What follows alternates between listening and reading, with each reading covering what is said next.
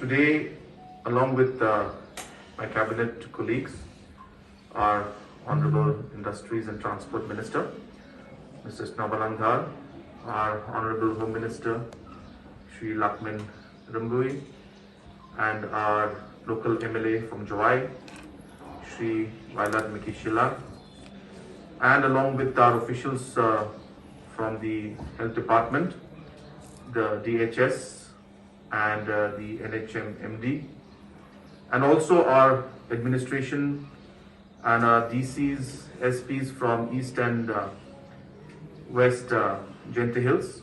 We had a detailed review of the overall COVID situation in these two districts specifically. The reason why we decided to come here is that in the last 2 to 3 days, we have been seeing the increase in the positivity rate in these two districts, especially in West Jaiñtia Hills district. West Jaiñtia Hills district, as of today, has a positivity rate of 33%. The average state positivity rate today is 12.9%. So clearly it's almost 3 times more than the state average. Comparatively, the East Jaiñtia Hills is below the state average, but still high at 9%. So because of these trends that we are seeing, we felt it necessary to come and discuss along with the administration and the health department on steps on how we could contain the situation, bring down the numbers, as well as take steps in case the numbers go up to make sure that we have enough manpower and infrastructure available out here. So basically, other districts which have got a high positivity rate are West Jaiñtia Hills at 33%, East Khasi Hills at 19%, Southwest Garo Hills at 12%, East Garo Hills at 11%, Riboy at 10%, and East Jaiñtia Hills at 9%. The rest are all below 9%.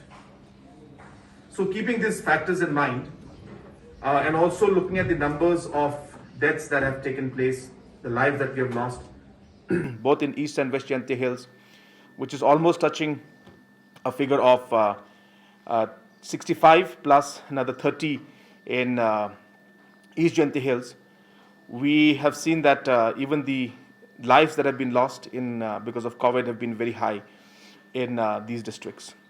So all these factors together have led us to come and discuss about the overall situation out here. We are happy to see that the administration and the health department are working very closely and ensuring that proper surveillance and contact tracing is being done. And overall, there is a very aggressive movement. There's a lot of cooperation from the community also, where we are seeing that communities themselves are coming forward and doing necessary containment strategies in their own villages and in their own localities. So that is a very, very positive trend, and we must continue to do that in order to ensure that this particular virus does not spread any further.